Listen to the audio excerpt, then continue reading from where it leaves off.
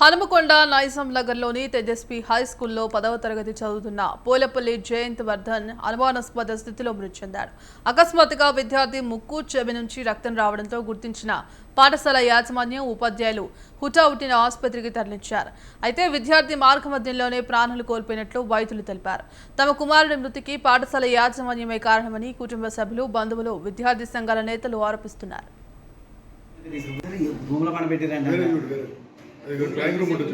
Hospital తీసుకుపోయే time ఒకటి కనబడుతుంది అవునా ఏం జరిగింది వాళ్ళు చెప్పారు చేసి భూమిలో పండబెట్టి భూమిలో పండబెట్టిరండి తీసుకుపోయే టైం ఒకటి కనబడుతుంది అవునా ఏం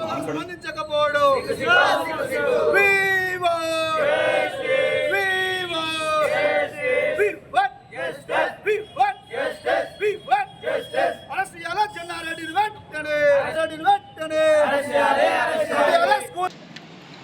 వాళ్ళు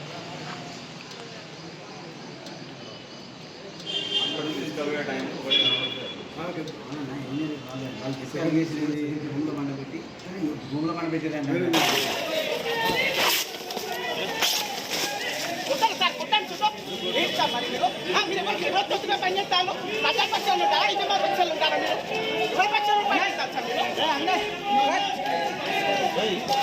లాక్డౌన్ నువ్వు దూరం పోయినావు నేను ఎక్కడన్నా చూడు తెలుగు పక్క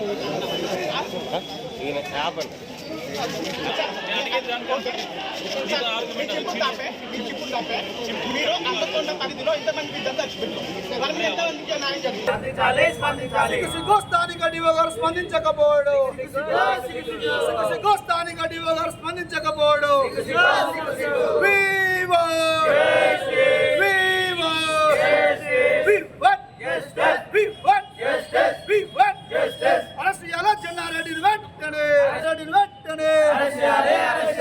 స్కూల్ పర్మిషన్ వెంటనే స్కూల్ పర్మిషన్ వెంటనే స్థానిక డివో గారు స్పందించకపోవడం స్థానిక డివో గారు స్పందించకపోవడం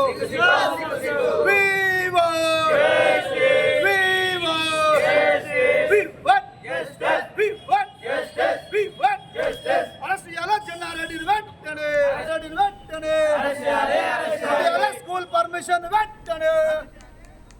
హనుమకొండ నైమనగర్లోని తేజస్వి హై స్కూల్లో 10వ తరగతి చదువుతున్న పోలపల్లి జయంత్ వర్ధన్ అనుమానాస్పద స్థితిలో మృతి చెందాడు. అకస్మాత్తుగా విద్యార్థి ముక్కు చెవి నుంచి రక్తం రావడంతో గుర్తించిన పాఠశాల యాజమాన్యం ఉపాధ్యాయులు హుటాహుటిన ఆసుపత్రికి తరలించారు. అయితే విద్యార్థి మార్గమధ్యంలోనే ప్రాణాలు కోల్పోయినట్లు వైద్యులు తెలిపారు. తమ కుమారుడి మృతికి పాఠశాల యాజమాన్యమే కారణమని కుటుంబ సభ్యులు, బంధువులు, విద్యార్థి సంఘాల నేతలు ఆరోపిస్తున్నారు.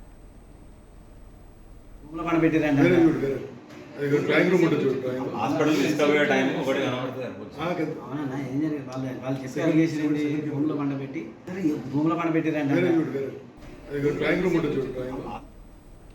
ఇదే అంశానికి సంబంధించి మరింత సమాచారం మా ప్రతినిధి అశోక్ అందిస్తారు. అశోక్, హన్మకొండ నైన్ నగర్ లోని తేజస్వి స్కూల్ ఏదైతే ఉందో ఆ స్కూల్ అయితే 10వ తరగతి విద్యార్థి జయంత్ విశ్వవర్ధన్ విద్యార్థి మాత్రం 10వ తరగతి అంటే ఆయన ఏంటంటే పొద్దున ఏదో వాహన క్రమంలో అయితే ఉమ్మతులకి పోయారు. ఆ క్రమంలో ఆ విద్యార్థిని రేపిస్తూనే అతన్ని ప్రైవేట్ పోలీస్ పోవడంతో ఆ విద్యార్థి చనిపోయారని చెప్పేసి వైద్యులు ధృవీకరించారు. ఈ క్రమంలో ఏంటంటే విద్యార్థి సంఘాలు ఏవైతే ఉన్నాయో విద్యార్థి ఆ స్కూల్ ముందు ధర్నా నిర్వహిస్తున్నారు.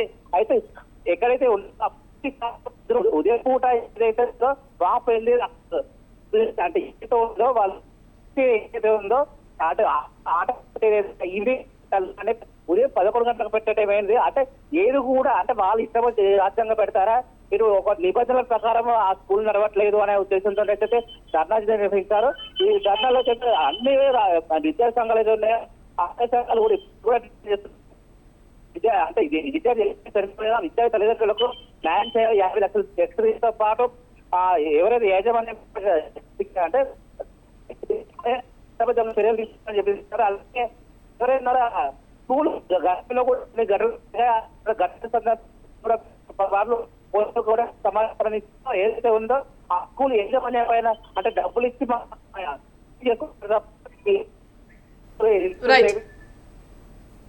Right, thank you Ashok.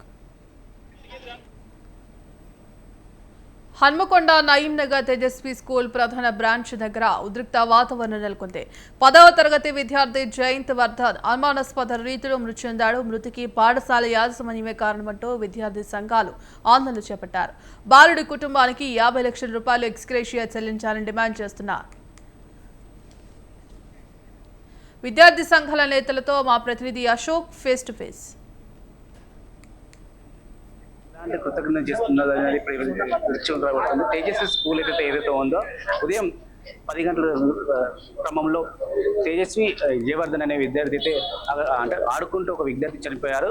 ఆ చనిపోయిన విద్యార్థికి పూర్తిగా అంటే యాజమాన్యమే కారణం అంటూ ఎస్ఎఫ్ఐ నాయకులు మాత్రం ఇక్కడ ధర్నా చేస్తున్నారు. ఎస్ఎఫ్ఐ నాయకులు ధర్నా చేస్తున్న విషయం కూడా మనకు తెలుస్తుంది. డిఎస్సీ కావచ్చు, ఎస్ఎఫ్ఐ కావచ్చు, డిఎస్సీ కావచ్చు, వీళ్ళందరూ ధర్నా చేసి విద్యార్థి తల్లులకు మాత్రం అంటే భరోసా కల్పించేసి వాళ్ళకి న్యాయం చేయాలని చెప్పి వీరైతే ఆవేదన వ్యక్తం చేస్తున్నారు.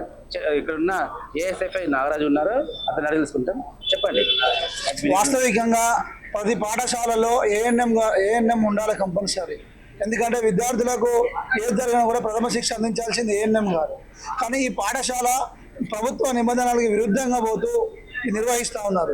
ఎందుకంటే వాస్తవికంగా పిల్లలకు పీటీ పీరియడ్ అనేది సాయంత్రం పూట పిల్లలకు పీటీ పీరియడ్ పోతే వాళ్ళ ఇంటికి పోయే ముందు ఆట ఆడిపిస్తే సడన్గా ఆడుకొని వెళ్ళిపోతారు. కానీ వీళ్ళు ఉదయం పూట 10 గంటలకు 11 గంటలకి గ్రౌండ్ తీసుకురావడం వల్ల పిల్లలు అప్పుడు తిని రావడం వల్ల ఆడుతూ ఉంటే ఆయాసం వచ్చి కింద పడిపోయింది.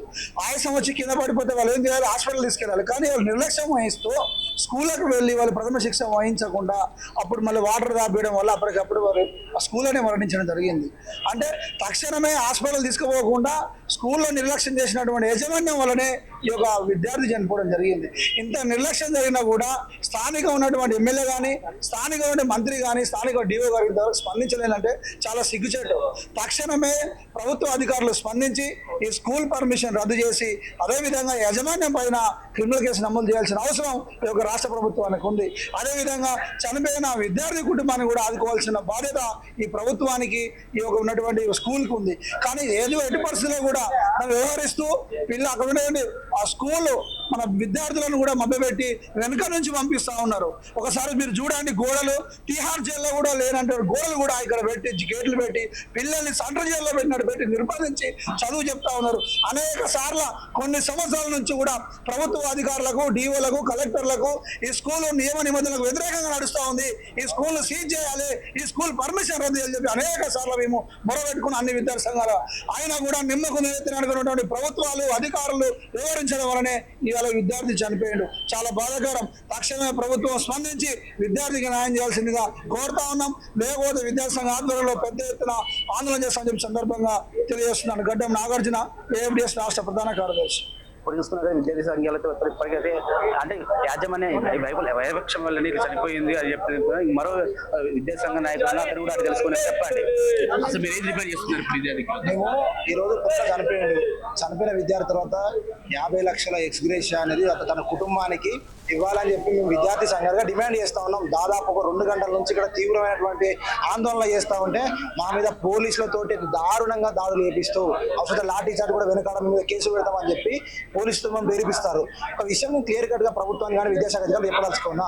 ఇప్పుడు ఒక వ్యవస్థకు బాధ్యత వహిస్తుందో ఏదైతే ఉందో తేజస్వి యజమాని ఏదైతే ఉందో, విద్యార్థి చచ్చిపోయినప్పుడు తన పాఠశాలలో విద్యార్థి చచ్చిపోయినప్పుడు వెంటనే ఆ చైర్మన్ లేకపోతే బాధితులు యజమాని ఎవరైతే ఉన్నారో వాళ్ళు వచ్చి సందర్శించి అసలు ఏం జరిగింది, వాట్ ఈజ్ వాట్ అని తెలుసుకోవాల్సిన అవసరం ఖచ్చితంగా ఈ యాజమాన్యం పైన ఉంటది.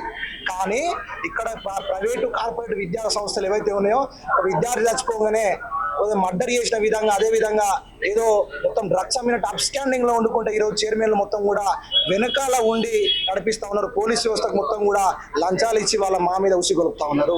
విద్యాశాఖ అధికారులు ఇక్కడ రానియకుండా వచ్చిన వారిని దొడ్డిదారులు పంపిస్తూ, అదేవిధంగా అక్కడ ఏం జరిగింది వాటి వాటి సమాజానికి తెలియకుండా బయట తెలియకుండా ఇది బయట తెలిస్తే అంటే మా తప్పులు మొత్తం బయట తెలిస్తే, విద్యార్థి సంఘాలు వచ్చి లొల్లి చేస్తే, మీడియా వచ్చి లొల్లి చేస్తే మా తప్పులు బయట తెలిస్తే మా విద్యా సంస్థలు ఎవరు జాయిన్ గారు అనే ఉద్దేశంతో ఈ రోజు మా మీద దాడులు చేపిస్తా ఉన్నారు, మా మీద పోలీసులు ఒత్తిడి చేపిస్తా ఉన్నారు. మేము క్లియర్ కట్ గా రాష్ట్ర ప్రభుత్వానికి మరి విద్యాశాఖ అధికారులకు ఒక తెలియజేస్తా ఉన్నాను. నేను విద్యార్థి సంఘాలుగా మా దగ్గర ఈ ఉమ్మడి ఇది వరంగల్ జిల్లాలో కానీ తెలంగాణ రాష్ట్ర వ్యాప్తంగా కూడా ప్రైవేటు కార్పొరేట్ స్కూళ్ళు ప్రభుత్వ నిబంధనలు పాటించిన ప్రైవేట్ కార్పొరేట్ స్కూళ్ళు ఉన్నాయి, పర్మిషన్ లేని స్కూళ్ళు ఉన్నాయి.